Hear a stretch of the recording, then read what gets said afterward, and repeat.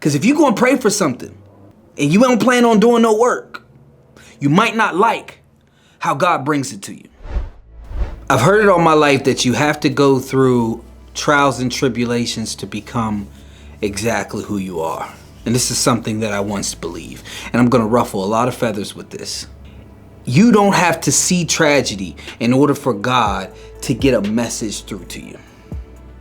It doesn't have to happen. It's happened to me, and it doesn't have to happen. See, people believe this because it's what happens in general. Most people are at where they're at, and it started at a tragedy. Like Malcolm X, you seen he had to go to prison.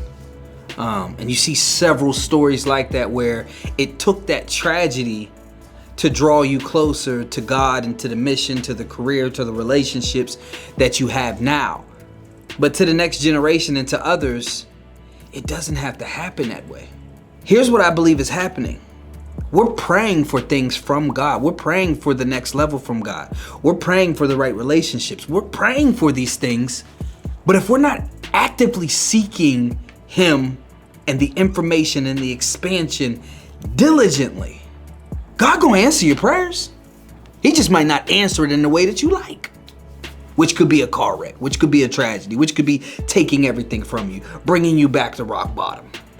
I remember praying like, Lord, what's going on? Like, show me, what is the next level? Help me. And I remember 2014 was the last rock bottom. He took every single thing from me.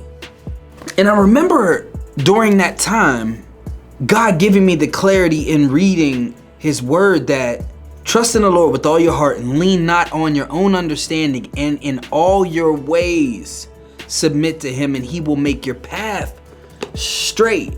You know, this is something you hear all your life, but in that moment, God was letting me know, I don't need to bring you back to the bottom every time to teach you a lesson if you seek me diligently. I took it to heart.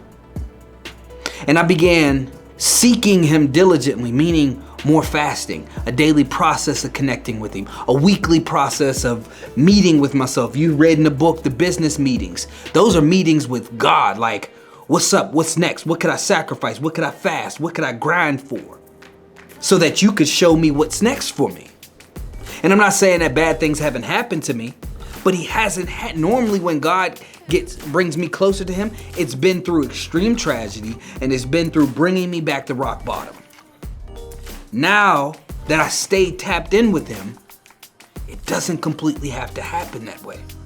Now knowing what we know about the central nervous system and how the central nervous system basically keeps everything the same, keeps you in the same environments, keep you in the same habits, keep you around the same people.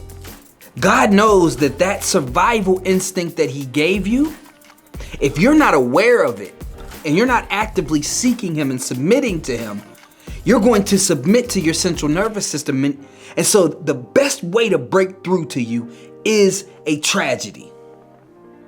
But once you understand that, oh, the central nervous system is keeping me here, and you seek God diligently and you create processes for staying in His presence, for recognizing what the central nervous system is doing. And yes, I'm talking science and God. Call me whatever you want.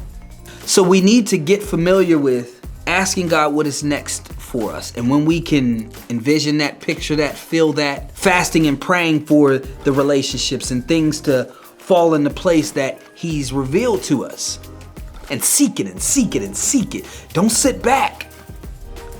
Because if you go and pray for something and you don't plan on doing no work, you might not like how God brings it to you.